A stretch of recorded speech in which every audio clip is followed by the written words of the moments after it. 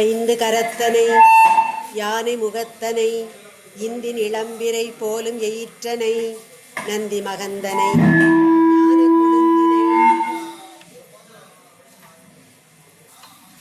புந்தியில் வைத்தடி போற்றுகின்றேனே. பாலும் தெளிதேனும் பாகும் பருப்பும் இவை நாளும் கலந்துனக்கு நான் தருவேன். கோலம் செய் துங்கக் கரிமுகத்து தூமணியே நீ எனக்கு சங்கத் தமிழ் மூன்றும் தா. படைக்கலமாக நாமத்து எழுத்து ஐந்து என்னாவிற் கொண்டேன் இடைக்கலம் அல்லேன்.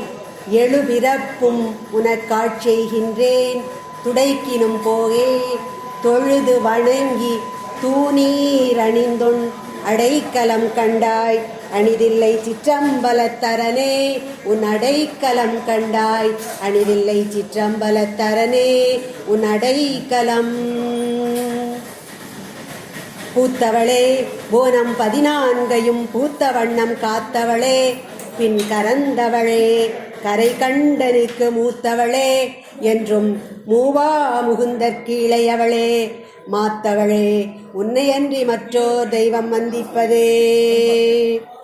ஆறிரு தடந்தோள் வாழ்க அறுமுகம் வாழ்க வெற்பை கூறுசை தனிவேல் வாழ்க குக்குடம் வாழ்க செவ்வேல் ஏறிய மஞ்சை வாழ்க யானை தன் அணங்கு வாழ்க வாழ்க சீரடியாரெல்லாம். அருள்மிகு தர்ம சம்பர்த்தினி அம்பாள் சமேத குலசேகரநாதர் கோவில் தைப்பூச திருவிழாவில் 5ஆம் நாள் திருவிழா அன்று அந்த ஆதியும் அந்தமும் எல்லா அருட்பெரும் ஜோதியாம் சிவபரம்பொருளையும் அறிவால் சிவனோடு ஐக்கியமாகிவிட்ட அந்த மணிவாசக பெருந்தகையையும் பற்றி சிறிதே சிந்திப்பதற்கு யாவர்க்கும் கிடைத்தற்க அரியதொரு பெருவாய்ப்பை எனக்கு ஏற்படுத்தி தந்த அனைத்து பெருந்தகைகளுக்கும் அத்தோடு அல்லாமல் என்னுடைய சின்மொழியையும் நன்மொழியாக செவிமடுக்க இங்கே குழுமியிருக்கும் அனைவரது பாத கமலங்களுக்கும் முதற்கண் என் வணக்கத்தை தெரிவித்துக் கொள்கிறேன். சிவத்தை தவிர வேறொரு பரம்பொருள் பெரிதில்லை. அன்பே சிவம். சிவ சிவ என்றிட தீவினை மாளும் சிவ சிவ என்கிற தீவினை ஆள. அப்படிப்பட்ட ஆதி சிவபரம்பொருள். அந்த சிவபரம்பொருள் என்றைக்கும் நித்தியமானது. கோடானு கோடி அண்டங்களையும் யுகம் யுகமாக நித்தியமாக காத்துக் கொண்டிருக்கும் அந்த சிவபரம்பொருள் இந்த உலக இயக்கத்தில் ஆன்மாக்களை எல்லாம் வழிநடத்தி சென்று இறுதியிலே தன்னுடைய இணையார் திருவடி கீழ் ஆட்கொள்ள காத்திருக்கும் அந்த சிவபரம்பொருளை வணங்கி அந்த சிவபரம்பொருளை நாம் அடைவதற்கு நமக்கு வழிகாட்டி சென்ற பெரியோர்கள் எத்தனையோ பேர். சைவத்தை வளர்த்தவர்கள் நாயன்மார்கள். அந்த 63 கணக்கில் எடுத்துக்கொள்ளாத ஒருவராக மாணிக்க வாசகரை சொல்வார்கள். சைவ சமய குரவர் 4 ஒருவராக மணிவாசக பெருந்தகையார் இருந்திருக்கிறார். இறைவனை அடைவதற்கு சரியை கிரியை யோகம் ஞான மார்க்கம் 4 மார்க்கங்கள். எந்த வழியில் சென்றாலும் இறுதியில் நாம் அடைய வேண்டியது அந்த சிவபரம் பொருளை. அந்த ஞான மார்க்கத்திலே இறைவனை அடைந்த பெருந்தகை மணிவாசக பெருந்தகை. தமிழை முத்தமிழ் என்பார்கள், இயல் இசை நாடகத்தமிழ். ஆனால் சமய சான்றோர்கள் ஆழ்வார்களும் நாயன்மார்களும் சமயத்திற்கு மட்டுமல்லாமல் தமிழுக்கும் தொண்டாற்றினார்கள். அவ்வகையில் பார்த்தால் தமிழை 6 வகை தமிழாக சொல்லலாம். இயல் இசை நாடகம் முத்தமிழ்,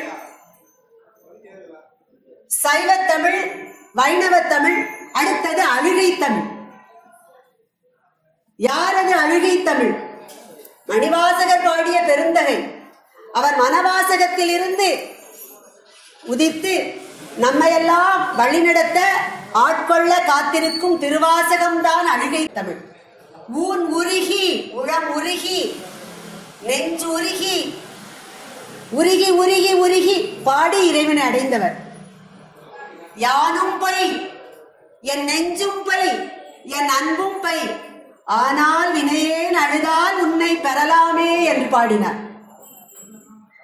இறைவனை நாம் இம்மை நலன்களுக்காக தேடுகிறோம், இம்மை சுகங்கள் பெறுவதற்கு வேண்டுகிறோம்.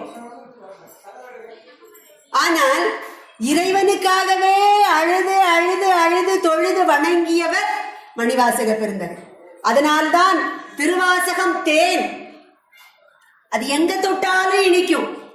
தேனின் எந்த துளியில் இனிமை மிகுதி, எந்த துளியில் இனிமை குறைவு என்று நம்மால் கணக்கிட முடியாது. தேன் உணவாகவும் பயன்படும், மருந்தாகவும் பயன்படும். தேனுக்கே உரிய சிறந்த குணம் தானும் கெடாது, தன்னில் இருக்கும் பொருளையும் கெடவிடாது. அவ்வகையில் இந்த மணிவாசக பெருந்தகை நமக்கு தந்தருளிய அந்த திருவாசகமாகிய தேன் நம்மையெல்லாம், இந்த உலகத்து ஆன்மாக்களை எல்லாம் பக்குவப்படுத்தி நாம் இறுதியில் அடைய வேண்டிய அந்த சிவபரம் பொருளுக்கு வழிநடத்தி செல்லக்கூடியது. வடலூர் வள்ளலார் மணிவாசகரையே தன் குருநாதராக கொண்டார். மணிவாசகரினுடைய பெருமையை அவர் அழகாக பாடுவார். வான் கலந்த மாணிக்க வாசக நின் வாசகத்தை நான் கலந்து பாடுங்கால் நற்கருப்பஞ்சாற்றினிலே தேன் கலந்து பால் கலந்து செழுங்கனி தீஞ்சுவை கலந்து என் ஊன் கலந்து உயிர் கலந்து ஒட்டாமல் இனிப்பதுவே. திகட்டாதுங்க, மற்ற இனிமை பொருள்களெல்லாம் திகட்டிவிடும். அந்த சிவபரம் பொருளாகிய திருவாசக தேன் திகட்டாது. ஊன் கலந்து உயிர் கலந்து பாடணும். நமக்கு மனதெல்லாம் எங்கோ இருக்கிறதுல ஒரு உறுப்பு. ஆதிசங்கரர் பாடும்போது அம்பிகையோட சரணாகதி அடையும் போது வண்டு போல உன்னுடைய திருவடிகளை சரணடைந்தேன்னு சொல்வார். அது ஏன்னா வண்டுக்கு 6 கால், 5 பொறிகள் ஒண்ணு, 6ஆவதா உள்ளது மனம். ஆனா மணிவாசக பெருந்தகைக்கு உடலெல்லாம் மனமாக உள்ளமாக இருந்தது போலும். அதனால்தான் ஊனை உருக்கி உயிரை உருக்கி பாடக்கூடிய பாடல்களாக அவர் பாடிச்ச தந்தருளியுள்ளார். இந்த பிரபஞ்சத்திலேயே இறைவன் நிரந்தரமானவன், பதி. இந்த ஆன்மாக்கள் எல்லாம் பசு. இந்த பிரபஞ்சம் இயங்குவதற்கு காரணமாக இருப்பது பாசம். பசு, பதி, பாசம். பதி எனப்படக்கூடிய அந்த சிவபரம் பொருள் முற்றறிவுடையவர், நிறை அறிவு, அதுல எந்த குறைவும் இல்லை.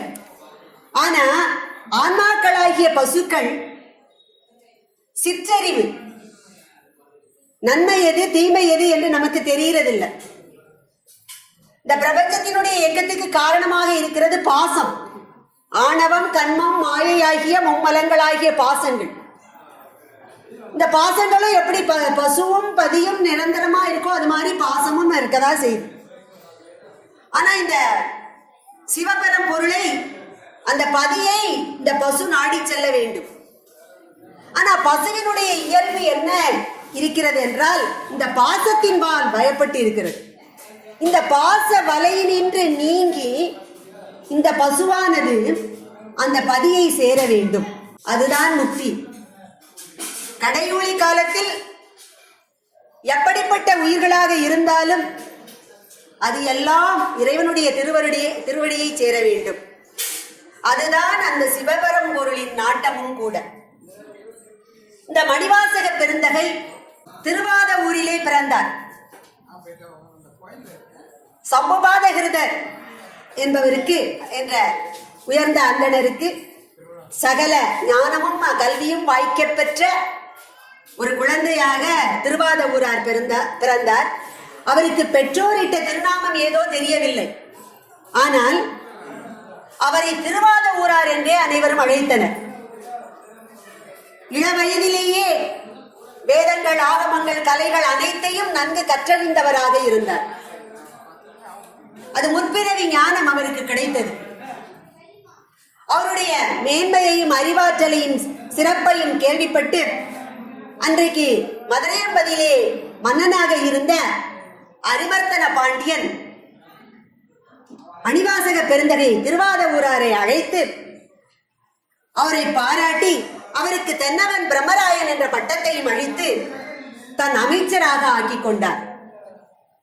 இவ்வாறு எல்லாருக்கும் ஊர் பேர் கிடைக்க அந்த ஊர்ல யாரு சிறப்பா இருக்கிறாங்களோ அவங்கள அந்த ஊர் பேர் சொல்லி அழைப்பார்.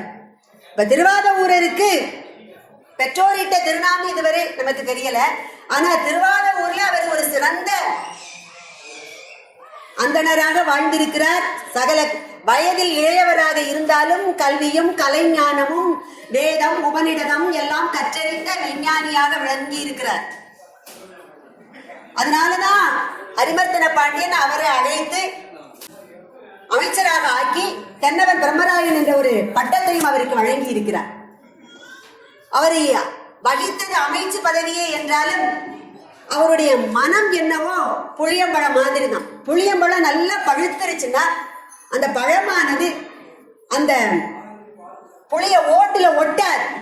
நல்ல பழுத்த புளியம்பழத்தை உடைச்சு பார்த்தோம்னா ஓடு தனியா இருக்கும், உள்ள பழம் அதுல ஒட்டவே ஒட்டாது. காயா இருக்கும் போதுதான் ஒட்டி இருக்கும்.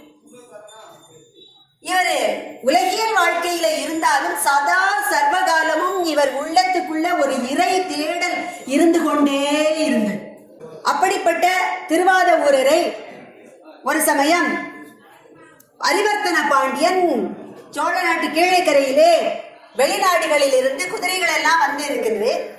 அந்த குதிரைகளை பார்த்து வாங்குவதற்கு ஒரு சரியான ஆள் தேவை, அதற்குரிய அறிவும் தெளிவும் வேண்டும். அதனால அமைச்சராகிய அந்த திருவாதவூரரை அழைத்து அதற்கு தேவையான பொன்னும் பொருளும் பணியாட்களையும் கொடுத்து அவரை அனுப்பி வைக்கிறார். மன்னவன் ஆணையை சிறமேற்கொண்டு மதுரையில் கோயில் கொண்டுள்ள அந்த சொக்கநாத பெருமானை வழிபட்டு அவருடைய அருளை பெற்று வருகிறார். குதிரை வாங்குவதற்காக அரசு அலுவலர்களையும் சேவகர்களையும் அழைத்துக் கொண்டு வருகிறார் மணிவாசக பெருந்தகை. திருப்பரந்துரை அருகில வருகிறார். திருப்பரந்துரை அங்கே உள்ள அந்தணர்கள்லாம் இவர் அமைச்சர் என்று அவரை வரவேற்கிறார்கள். அங்க உள்ள அந்த திருப்பெருந்துறை கோயிலிலே கோவில் கொண்டுள்ள ஆத்மநாதர் பற்றியெல்லாம் அந்த கோயில் வழிபாடு முறைகளை எல்லாம் சொல்கிறார். ஏற்கனவே மணிவாசகருக்கு திருவாதவூரருக்கு உள்ளுக்குள்ள ஒரு இறை தேடல் இருந்து கொண்டே இருக்கிறது.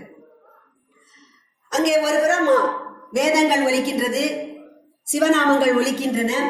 அந்த கோயிலை வந்து கொண்டு இருக்கிறவர் அங்கே குருந்த மரத்தடியிலே ஜோதி வடிவாக தூய வெந்நீர் அணிந்து குருவடிவாக அந்த ஆதி பரம்பொருள், ஆதியும் அந்தமும் எல்லா அருட்பெரும் ஜோதியாகிய அந்த சிவபரம்பொருள் குருவடிவாக வந்து திருவாதவூரரை நோக்குகிறார். குருவினுடைய பார்வை பட்ட உடனே இவருக்கு உள்ளே ஒரு ஞான தேடல் இருக்குது. ஞான தீட்சை பார்வையிலேயே அவருக்கு அந்த அருள் கிடைக்கிறது. அவரை வணங்குகிறார். அந்த குருவடிவாக இறைவன் குருவடிவாக இருக்கிறார். சிவகணங்கள் எல்லாம் அங்க வந்து சிஷியர்கள் மாதிரி இருக்கிறாங்க.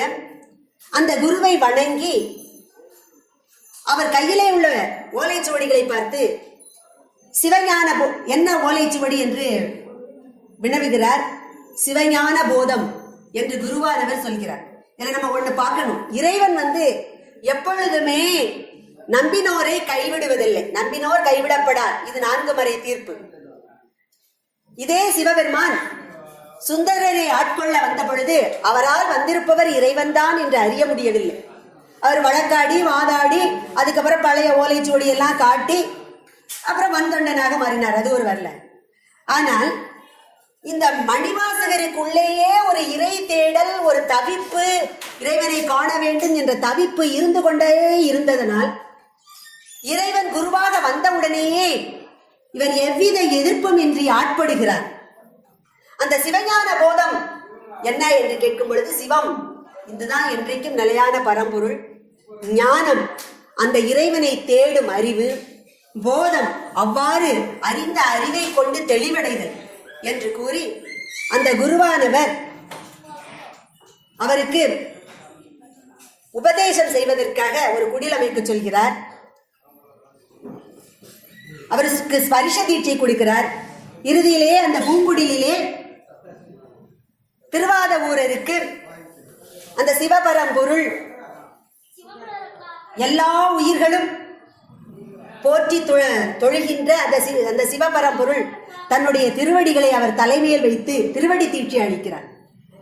இணையார் திருவடி எந்தலை மேல் வைத்தலுமே துணையான சுற்றங்கள் யாவையும் துறந்தொழிந்தே அணையார் புனல் தில்லை அம்பலத்தை ஆடுகின்ற புனையாளன் சீர்பாடி பூவல்லி கொய்யாமோ என்று மணிவாசக பெருந்தகையே பாடுகிறார். அந்த திருவடி தீட்சை என்பது அந்த இறை பரம்பொருளோடு அந்த திருவாதவூரர் ஐக்கியமாகிவிட்டார். தன்னுடைய அருளை அந்த மணிவாசக பெருந்தகைக்கு அப்படியே தடுத்தாட்கொள்கிறது. இறைவனுடைய திருவடி நம் திரசின் மேல் படுவது மிக பெரும் பாக்கியம். எல்லோரும் இறைவனை வணங்கும் பொழுது அவனுடைய திருவடிகளையே நினைத்து வணங்க வேண்டும். அந்த இணையான திருவடிகள் இகசுகத்தையும் பரசுகத்தையும் கொடுக்கும். இல்ல, சிவபெருமானின் மூர்த்தங்கள்ல ஏகபாத மூர்த்தம்னு ஒரு வடிவம் உண்டு. இந்த ஏகபாத ஒரே ஒரு பாதம் மட்டும் இருக்கக்கூடிய வடிவம். இந்த சிவமூர்த்தம் எப்பொழுது தோன்றும் என்றால் கடையூழி காலத்துல இந்த பிரபஞ்சங்களை எல்லாம் படைத்து காத்து அனைத்து உயிர்களையும் ரட்சித்து எல்லா பிரபஞ்சங்களும் ஒடுங்கக்கூடிய காலகட்டத்துல இந்த ஏகபாத மூர்த்தியாக ஒரே பாதம் கொண்ட மூர்த்தியாக திகழக்கூடிய அந்த சிவபெருமானின் இடப்புக்க விஷ்ணுவும் வலப்புறம் பிரம்மாவும் ஐக்கியமாவார்கள். நெஞ்சத்திலே ருத்ரன் ஐக்கியமாவார். இந்த உலகத்தில் உள்ள அத்தனை ஜீவராசிகளும் எதனுள் சென்று ஒடுங்குமாம் என்றால் சிவனுடைய திருவடியில போய் ஒடுங்குமாம். அதனால இறைவனுடைய திருவடிக்கு அவ்வளவு சிறப்பு. இறைவனை வணங்கும் பொழுது, தெய்வத்தை வணங்கும் போது அவருடைய திருவடியை தொட்டு திருவடியை நினைத்து வணங்க வேண்டும், திருவடியே எண்ணி வணங்க வேண்டும். அப்படிப்பட்ட திருவடி தீட்சை மணிவாசக பெருந்தகைக்கு கிடைத்தது. என்ன ஆனாரு? அந்த அப்படிப்பட்ட அரும்பெரும் பாக்கியம் கிடைத்தவுடனே மெய்தான் அரும்பி விதிர்விர்வித்து உன் வரையாள் கலக்கன் கைதான் தலை வைத்து கண்ணீர் ததும்பி வெதும்பி உள்ளம் பொய்தான் தவிந்துனை போற்றி சயசய போற்றி எனும் கைதான் நிகழவிடேன் உடையாய் என்னை கண்டுகொள்ளே அப்படின்னு புலகாகிந்தம் அப்படிங்கிறார். அவர் தன்னை மறந்தார், தன் நிலை மறந்தார், முன் மறந்தார். அப்படியே சிவபரம்பொருளோடு ஐக்கியமாகிவிட்டார். ஏன்னா இந்த ஏக்கமானது மணிவாசகருக்கு ஏதோ பாண்டி நாட்டுல திருவாதவூர்ல பிறந்த உடனே இருந்ததில்லை. இது எப்ப ஏற்பட்டதுன்னா அவருடைய முற்பிறவியில ஏற்பட்டது. முற்பிறவியில உத்தரகோசமங்கை என்ற ஒரு திருத்தலம், இது ராமேஸ்வரத்துக்கு பக்கத்துல இருக்கு. ராமேஸ்வரம் ராமநாதபுரம் மாவட்டத்துல அந்த பக்கம் இருக்கு. அந்த உத்தரகோசமங்கையில தோன்றியவர் தான், இந்த முற்பிறவியில தோன்றியவர் இந்த மணிவாசக பெருந்தகை. உத்தரகோசமங்கைய மண்முந்தியோ மங்கை முந்தியோ என்று சொல்லுவார்கள். அதாவது இந்த மண்ணுலகம் முதல்ல தோன்றுச்சோ அல்லது இந்த உத்தரகோச மங்கை முதலில் தோன்றியதோ என்று சொல்லுவார்கள். இங்கே ஆதி சிதம்பரேஸ்வரர் இருக்கிறாரு, மரகத நடராஜர் இருக்கிறார். இங்குள்ள இறைவனது திருநாமம் மங்களநாதர். உத்தர கோச மங்கை, உத்தரம் என்றால் மந்திரம், உத்தரம் அதாவது பார்வதிக்கு வேதங்களினுடைய ரகசியத்தை சிவபெருமான் உபதேசித்த இடம். வேதங்களினுடைய ரகசியத்தை பார்வதி தேவிக்கு சிவபெருமான் உபதேசித்த இடம் இந்த உத்தரகோசமங்கை. அதற்கு முன்பே இதுக்கு பிரம்மபுரம்னு ஒரு பேரும் ஒண்ணு. பிரம்மன் இங்கு தவம் செய்ததாக சொல்றாங்க. இப்படி பல சிறப்புகளை உடையது உத்தரகோசமங்கை. அந்த உத்தரகோசமங்கையில ஒரு சமயம் அங்கே இறைவனால் ஏற்படுத்தப்பட்ட அக்னி தீர்த்தம் என்ற ஒரு தீர்த்தம் இருக்கு. அந்த தீர்த்த குளத்துல 1000 தவமுனிவர்கள் வேதங்கள் ஆகமங்கள் எல்லாவற்றின் உட்பொருளை அறியவும் பரம்பொருளை அறிவதற்குமான தவம் செய்வதற்கான ஒரு இடத்தை தேர்ந்தெடுக்கிறார்கள். அந்த இடத்துல அந்த அக்னி தீர்த்த கரையில அந்த 1000 தவ முனிவர்களும் பல்லாண்டு காலமாக தவம் செய்து கொண்டிருக்கிறார்கள். அப்போ அங்கே சிவபரம்பொருள் தோன்றி அவர்களுடைய தவத்தை மெச்சி அங்குள்ளவர்களிடம், என்னை இலங்கையிலே இருக்கிற மண்டோதரி என்னை வணங்கி வேண்டுகிறாள். அவளுடைய வேண்டுதலுக்கு நான் இறங்குகிறேன். கற்பில் சிறந்த பெண். அவளுடைய வேண்டுதலுக்காக நான் சில காலம் அவளுக்கு குழந்தையாக அங்கு செல்வேன். அதுவரைக்கு நீங்க நான் கொடுக்கிற இந்த வேதங்கள் ஆகமங்களை எல்லாம் பத்திரமாக பாதுகாத்துக் கொள்ளுங்கள் என்று தவம் செய்கின்ற 1000 முனிவர்களிடமும் அந்த வேதாகமங்களை கொடுத்துவிட்டு மற்றொரு குறிப்பையும் சொல்லி செல்கிறார் இறைவன். நான் இலங்கை மண்டோதரியின் பக்திக்கு இறங்கி நான் அங்கே செல்கிறேன். ஆனால் எப்பொழுது ராவணன் என்னை தீண்டுவானோ அப்போது நான் இங்கே வந்து விடுவேன்.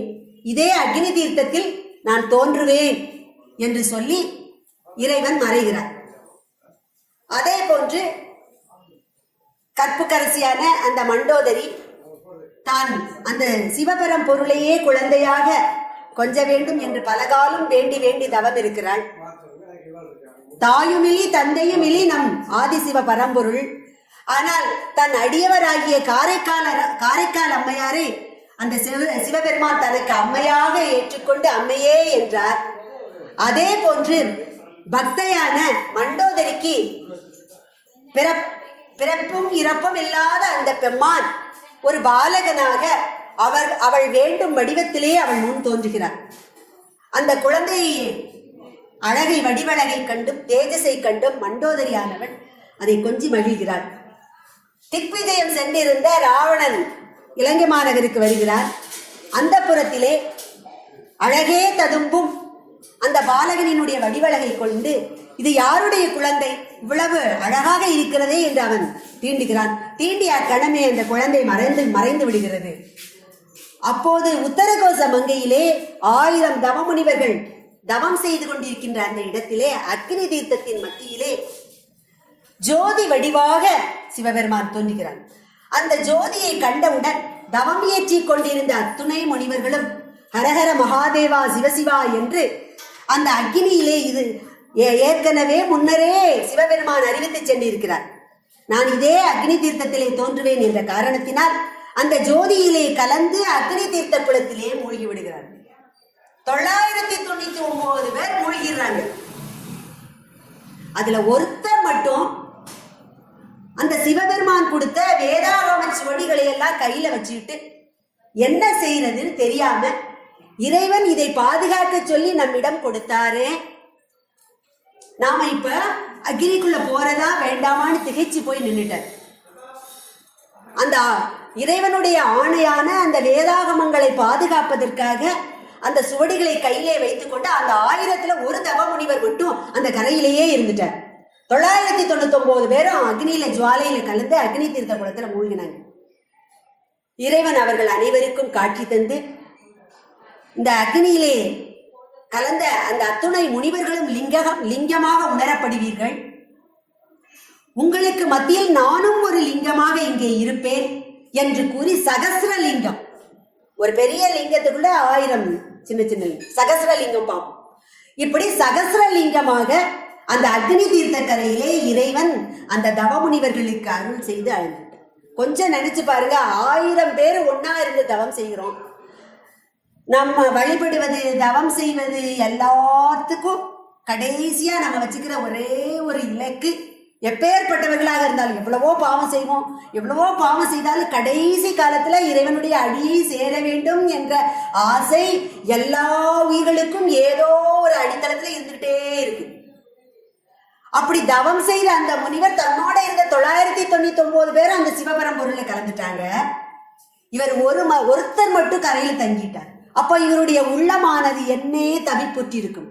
அந்த உருக்கமும் ஏக்கமும் தாம் அணிவாசக பெருந்தகைய ஊன் உருக உளம் உருக அழுது அழுது அழுது தொழுது தொழுது பாடச் செய்தது.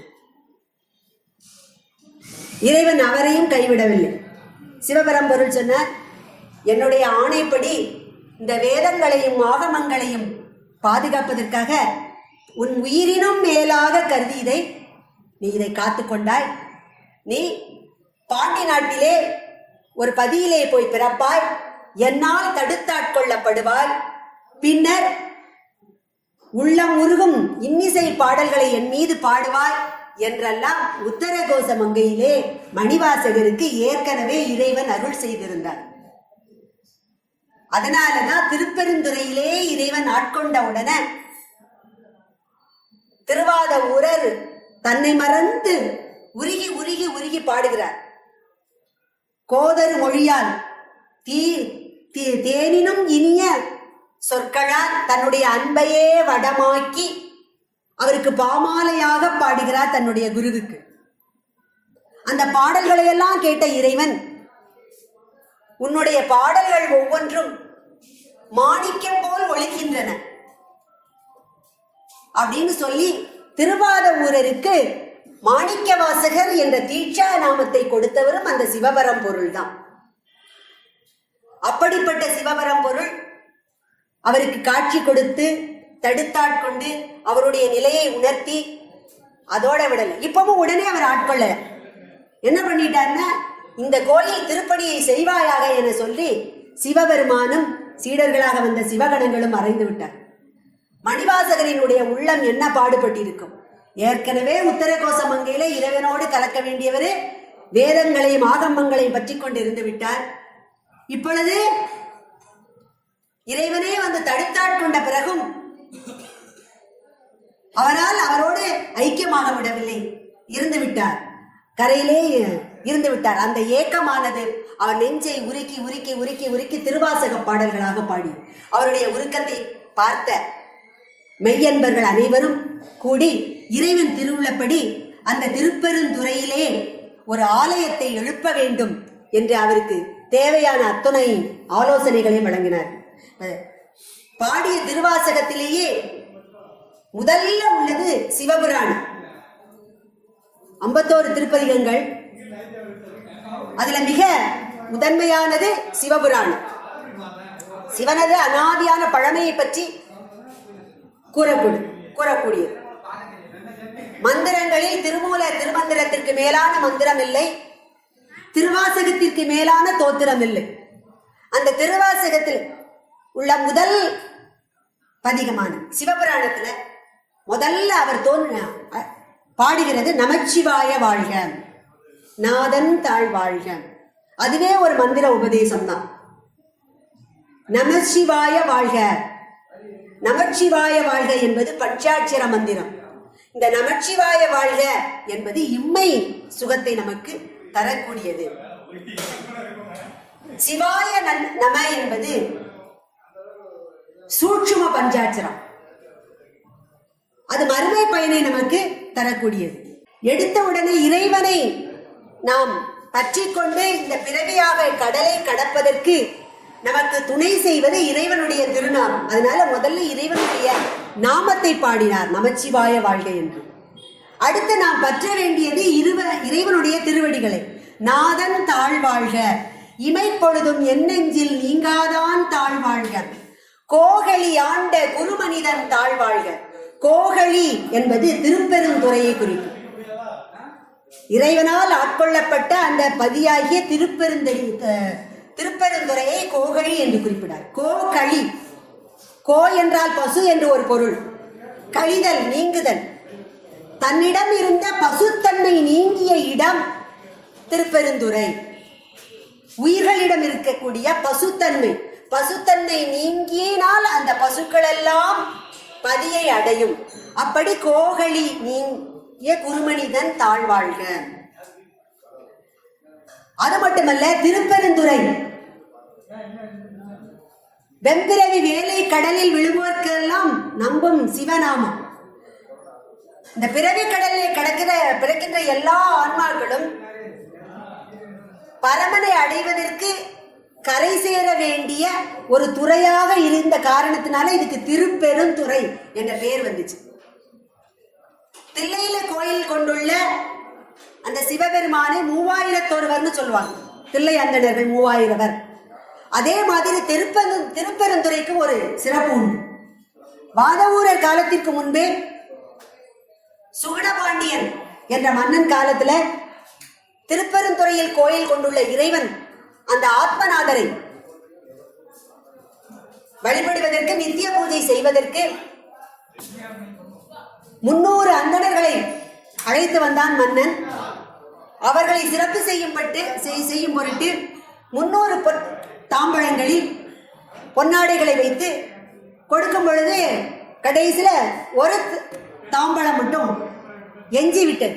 எத்தனையோ முறை திருப்பி திருப்பி எண்ணி பார்க்கிறாங்க. 299 பேர் தான் இருக்கிறாங்க.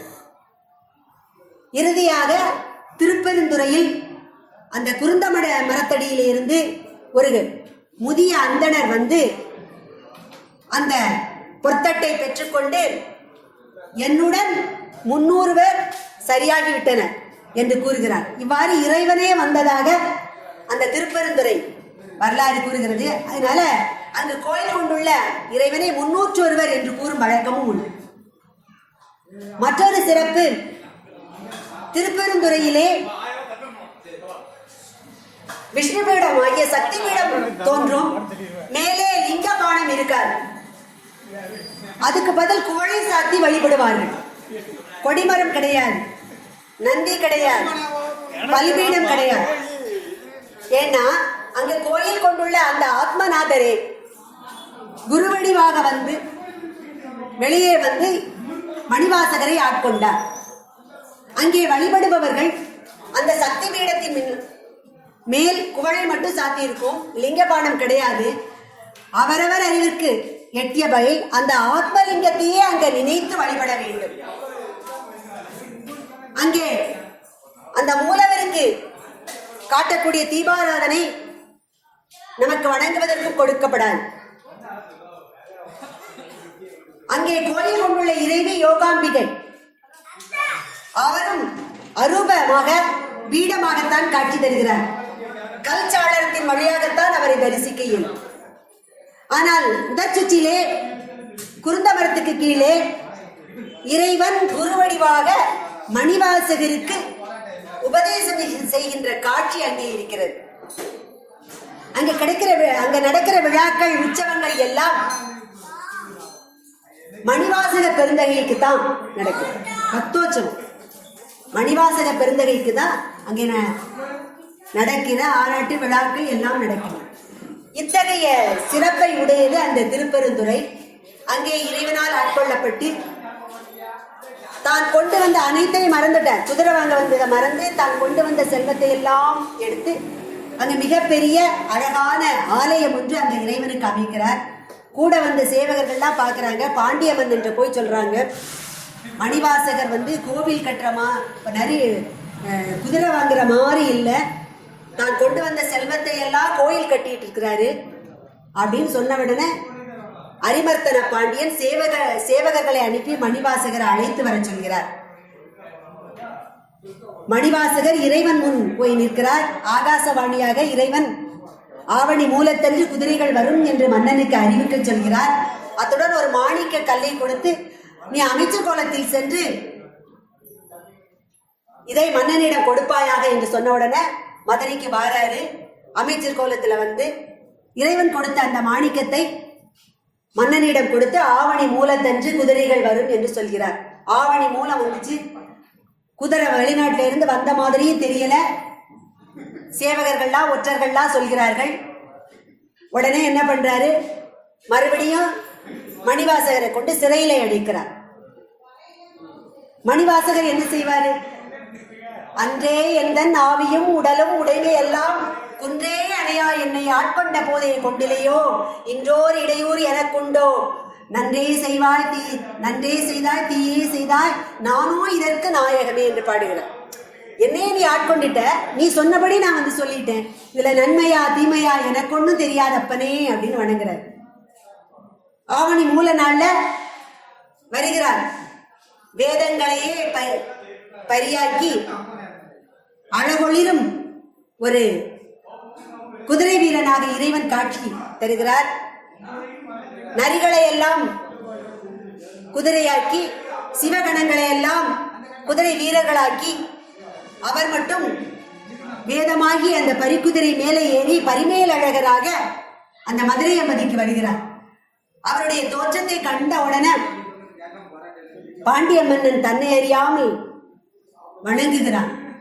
இவரன் அந்த சிவபரம் பொருள் போலேயே இருக்கிறாரே என்று எண்ணி வணங்குகிறார். மணிவாசகரை விடுதலை செய்கிறார். வணங்கிய உடனே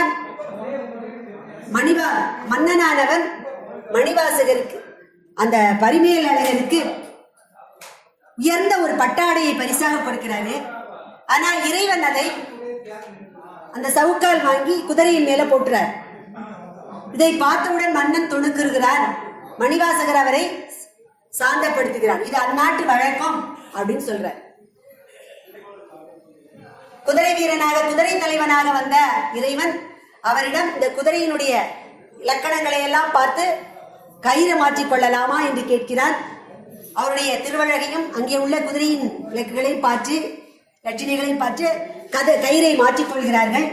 இறைவன் மறைந்து விடுகிறார். ஆனா என்ன ஆச்சுன்னா, அன்று இரவே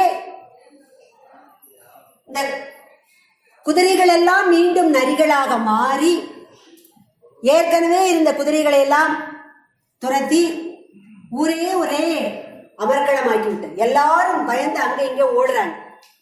இப்ப மன்னனுக்கு ரொம்ப கோபம் வந்துருச்சு.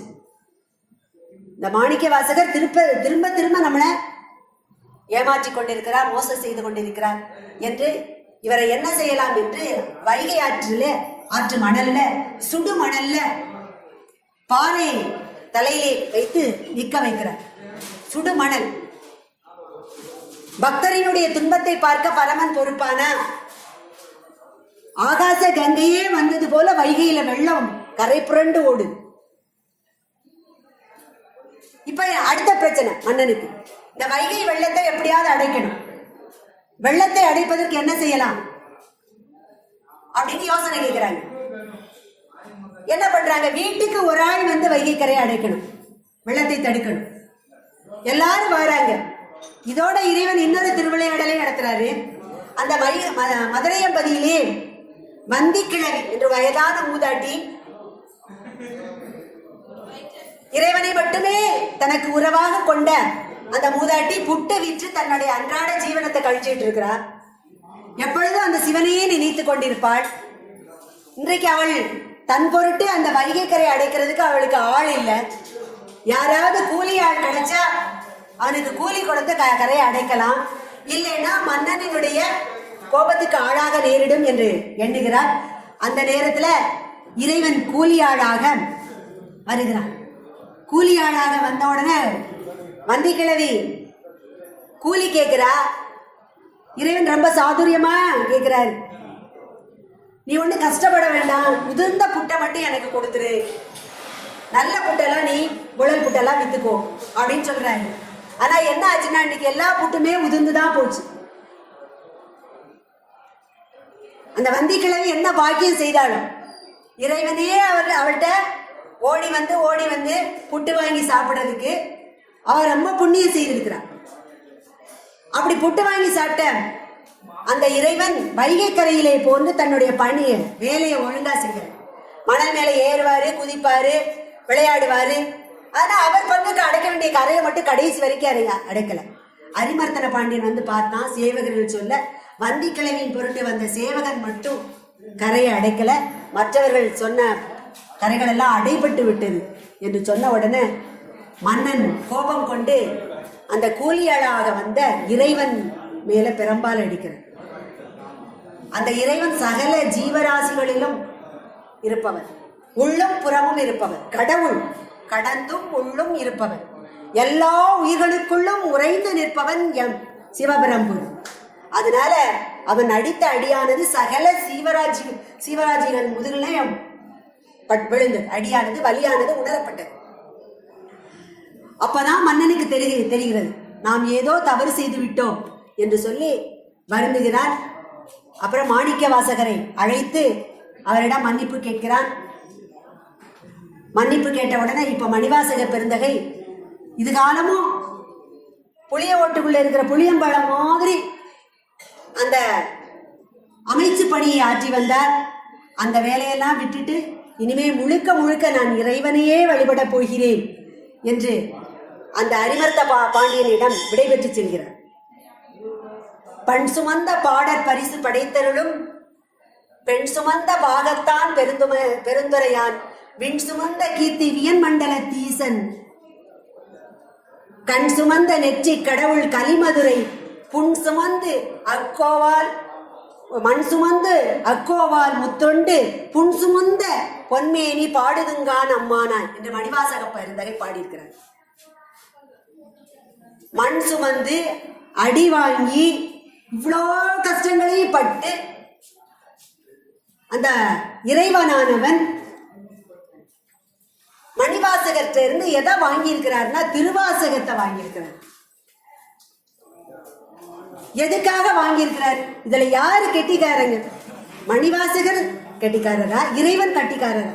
தந்தது உந்தன்னை கொண்டது எந்தன்னை சங்கரா யார்கள் சதுர அந்த ஒன்றில்லா ஆனந்தம் பெற்றேன் யாது நீ பெற்றது உண்டு என்பார் என்று கேட்கிறார். அந்த ஒன்றில்லா ஆனந்தம் பெற்றேன். மணிவாசகர் இறைவனால் தடுத்தாட்கொள்ளப்பட்டதால் அந்த ஒன்றில்லா முடிவே இல்லாத ஆனந்தம் பெற்றார். ஆனா இறைவனுக்கு என்ன கிடைச்சது? கூலியாளா போனாரு, பாண்டியன் பிரம்படி பட்டாரு, இதெல்லாம் தானா? சிந்தையே கோயில் கொண்டார் இறைவன்.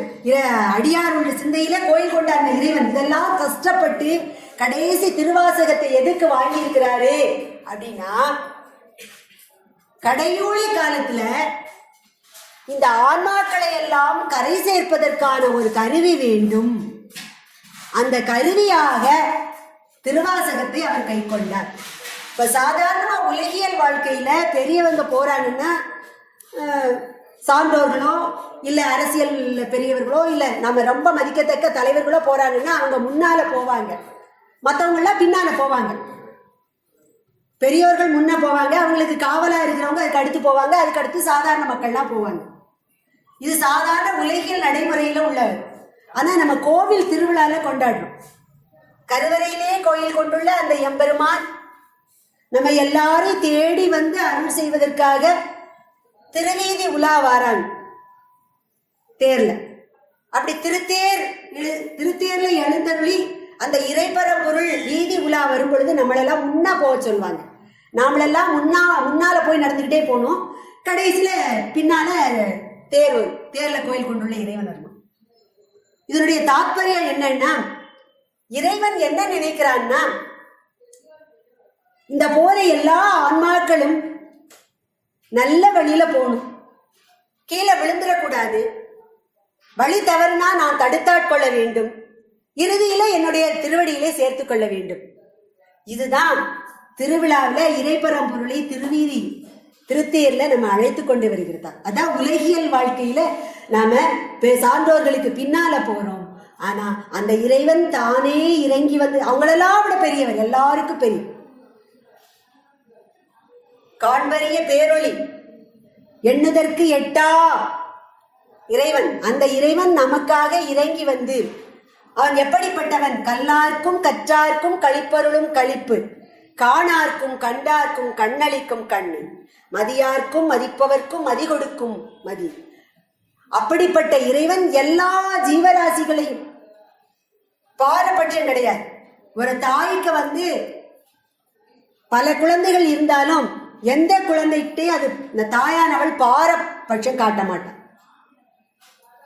இன்னும் சொல்ல போனா எந்த குழந்தை தடுமாறி செல்கிறதோ, தடம் மாறி செல்கிறதோ, இல்ல எந்த குழந்தை நோயினால் துன்புறுகிறதோ அந்த குழந்தைய நினைச்சுதான் தாய் ரொம்ப வருத்தப்படுவான். இறைவன் எப்படிப்பட்டவன்? பால் நினைந்தூட்டும் தாயினும் சால பறிந்து பாவியேனுடைய ஊரினை உருக்கி உள்ளளி பெருக்கி ஒப்பிலா ஆனந்தமாய தேனினை சொலிந்து, அப்படிப்பட்ட இன்பத்தை அளிக்கக்கூடிய அந்த இறைவன் பால் நினைந்தூட்டும் தாயினும் சிறந்தவன். அவன் இந்த உலகத்தில் உள்ள எல்லா ஜீவராசிகளையும் தன்னுடைய திருவடி கீழே கடைசியில சேர்க்கணும். அதுதான் அவருடைய எண்ணம். அது எப்படிப்பட்ட இந்த உலக பிரபஞ்சம் நித்தியமானது. இல்ல பதி இருக்கு, சிவபரம்பொருள் இருக்கு, ஆன்மாக்கள் உலவுகிறது. இந்த ஆன்மாக்களை தடமாற செய்கின்ற பாசங்கள் மலங்கள் எல்லாம் நிறைந்தது. எது எப்படி இருந்தாலும் எல்லாரும் இறுதியில தன்னை அடைய வேண்டும் என்ற அந்த சிவபரம்பொருள் நினைக்கிறது. அதற்காக ஒரு கருவியாக அந்த மணிவாசக பெருந்தகையிட்ட இருந்து திருவாசகத்தை இறைவன் வாங்கி கொண்டார். அது மட்டுமில்ல, திருக்குறளை மனிதன் மனிதனுக்கு சொன்னதுன்னு சொல்லுவாங்க. பகவத்கீதையை இறைவன் மனிதனுக்கு செய்து, கிருஷ்ண பரமாத்மா அர்ஜுனனுக்கு சொன்னது. ஆனா திருவாசகம் வாதவூரர் சொல்ல அந்த அழகிய சிற்றம்பலமுடையான் தன் கைப்பட எழுதிய பெருமை உடையது. இப்படி மன்னனை விட்டு விலகி வந்த அந்த மணிவாசக பெருந்தகை மீண்டும் திருப்பெருந்துறை வழிபடுகிறார்.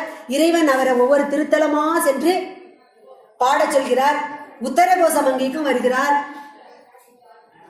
அங்கதான் நீத்தல் விண்ணப்பம் பாடுகிறாரு. கடையவனேனே கருணையினால் கலந்தாண்டு கொண்ட விடையவனே என்று தொடங்கக்கூடிய அந்த நீத்தல் விண்ணப்பத்தை பாடுகிறாரு. இப்படி ஒவ்வொரு ஊரா போய் அந்த இறைவனை உருகி உருகி உருகி உருகி பாடுகிறார். இப்படி பாடி கடைசியில தில்லையம்பதிக்கு வருகிறார்.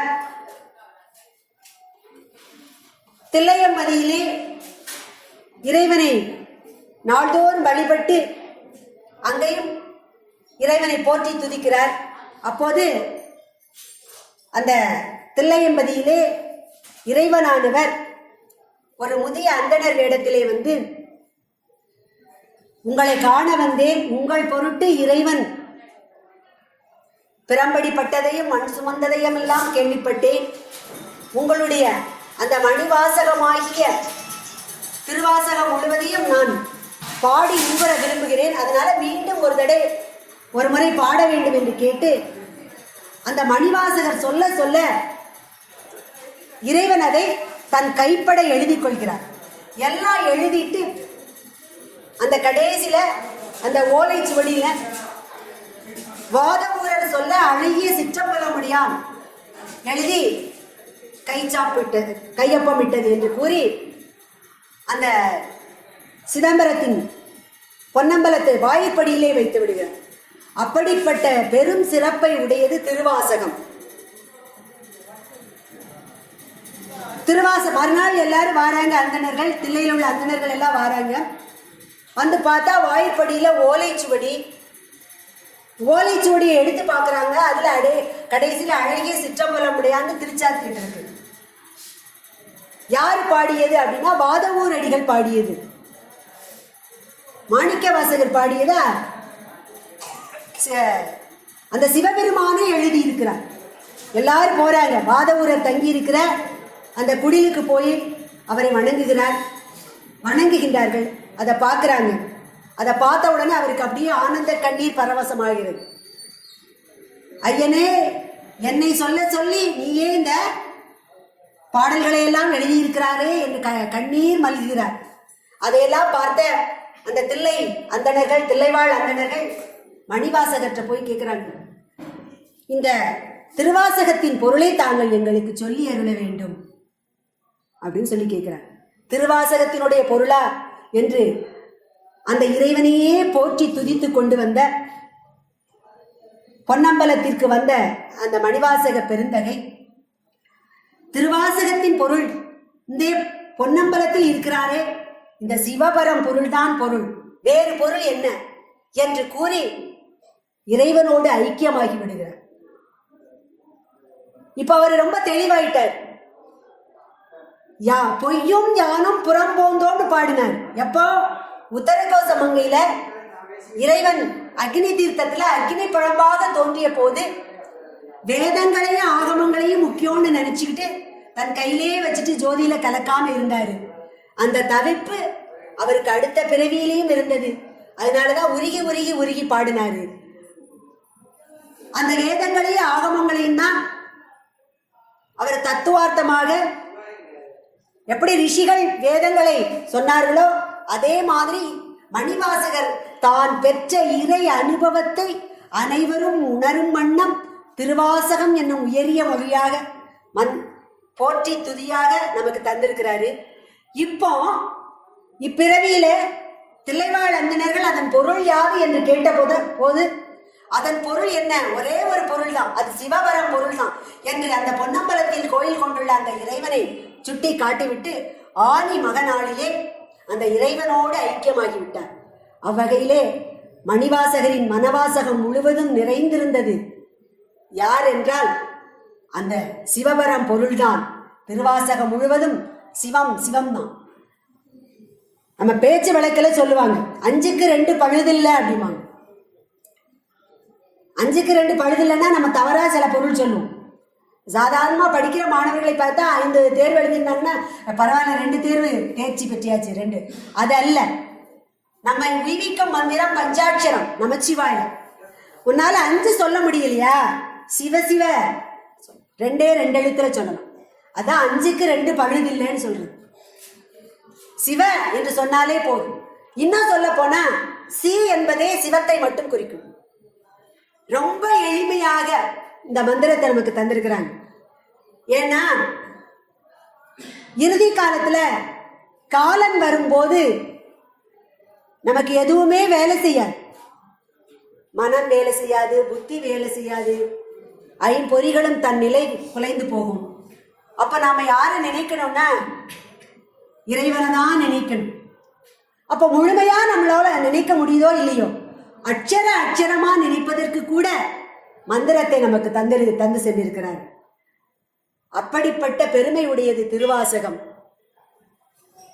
வாட்டமில்லா மாணிக்க வாசக நின் வாசகத்தை கேட்ட பொழுது அங்கிருந்த கீழ்ப்பறவை சாதிகளும் வேண்டமரும், பொல்லா விலங்குகளும் மெஞ்ஞான நாட்டமரும், எனில் நானடைதல் வியப்பன்றேன்னு ராமலிங்கர் பாடினார். விலங்குகளுக்கும் மோட்சம் கிடைக்கும், பறவைகளுக்கும் மோட்சம் கிடைக்கும்.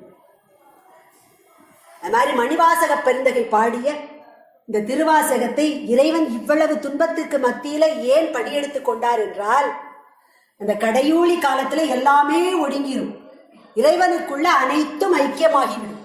அப்படி அனைத்தும் ஐக்கியமாகி தான் மட்டும் தனியனாக இருக்கக்கூடிய அந்த சிவபரம் பொருள் தான் தனித்திருக்கும் வேளையிலே தன் தனிமை போக்குவதற்காக அந்த திருவாசகத்தை படியெடுத்து கொண்டார் என்று சொல்வார்கள். அப்படிப்பட்ட மேன்மையுடையது திருவாசகம். திருவாசகத்தை கொண்டு இந்த உலகத்து உயிர்களை எல்லாம் தன் திருவடி கீழ் சேர்ப்பதற்காக இறைவன் படியெடுத்துக் கொண்டார். ஜியு போப்புங்கிறவர் ஆங்கிலேயர் அறிஞர். ஆங்கிலேயர் ஆட்சி நடக்கும்போது இங்க வந்தவர். ஆனா தமிழ் மேல ரொம்ப பற்று கொண்டவர். அவர் கிறிஸ்துவ மதத்தை சேர்ந்தவர். தமிழ் மேல பற்று கொண்டவர். அவர் 2 நூலை படிச்சார், மொழிபெயர்த்தார். ஒன்னு திருக்குறள், இன்னொன்னு திருவாசகம்.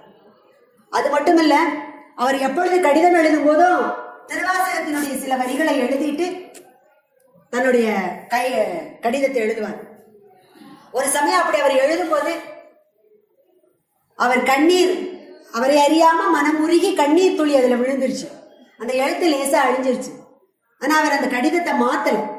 அதுக்கு கீழே தான் எழுத வேண்டிய அந்த பிஷப்புகளுக்கு, தன் சொந்த நாட்டில் இருக்கிற பிஷப்புகளுக்கு, இந்த கடிதத்தை மாற்றிட்டு நான் வேற கடிதம் எழுதியிருக்கலாம், ஆனா இந்த எழுத்துக்கள் திருவாசகம் பாடியதால் நினைத்ததால் என் கண்ணிலிருந்து உகுந்த நீர், எனவே நான் இதை அப்படியே விட்டு விடுகிறேன் என்று சொல்லி ஒரு கடிதம் எழுதினார். அங்கே இருக்க பிஷப்புகளுக்கெல்லாம் ஒரு ஆச்சரியம். என்னடா இவர் நம்ம இங்கே இருந்து இந்தியாவில ஆட்சி செய்ய போயிருக்கிறாரு, அங்கே இருந்து அங்க உள்ள மதத்தையும் மத நூலையும் இவ்வளவு பெருசா சொல்றாரு அப்படின்னு ஒரு பாதிரியார அனுப்பி வைக்கிறாங்க. அவர் கால்வெல்ல பார்த்து ஜியு போப்பு பார்த்து கேட்கிறார். கேட்ட உடனே திருவாசகத்தினுடைய பொருளை எல்லாம் அவர் சொல்கிறார், தமிழ் கற்று. அப்ப அவர் சொல்றாரு, பதில் எழுதி அனுப்புறாரு தன்னுடைய நாட்டில் இருக்கிற பிஷப்புகளுக்கு. இப்படி ஒரு நூலை அவர் படித்த பிறகும் அந்த மதத்திற்கு மாறாமல் இருப்பதே நம் மதத்திற்கு அவர் செய்யும் தொண்டு என்று ஒரு ஆங்கிலேயராலே, தமிழ் கற்ற ஆங்கிலேயராலேயே உணரப்பட்ட பெருமை உடையது திருவாசகம். அந்த திருவாசகத்தின் பெருமையை நம்மால் எடுத்துரைக்க இத்துணைதான் என்று எடுத்துரைக்க முடியாது. இதெல்லாம் நம் கைக்கு கிடைத்த மருந்து. எப்படி சிவபரம் பொருளை வழிபடுகிறோம், சிவனோடு ஐக்கியமாகிவிட்ட அந்த மணிவாசகரை வணங்குகிறோமோ, அதுபோல திருவாசக நூலும் பூஜைக்குரியது, வழிபாட்டுக்குரியது. அதை பற்றி கொண்டு அந்த அருள் வாதவூரர் சொல்ல அம்பலவர் தான் எழுதிய அந்த திருவாசகத்தை தெப்பமாக பற்றி கொண்டு நாம் இந்த பிறவியாகிய கடலை கடக்கலாம். அதற்கு எல்லாம் வல்ல அந்த சிவபரம்பொருள் நம் எல்லோருக்கும் துணை செய்யும் என்று கூறி இந்த அரிய வாய்ப்பை எனக்கு நல்கிய அத்துணை உள்ளங்களுக்கும் என் வணக்கத்தை மீண்டும் மீண்டும் தெரிவித்துக் கொள்கிறேன். நன்றி, வணக்கம்.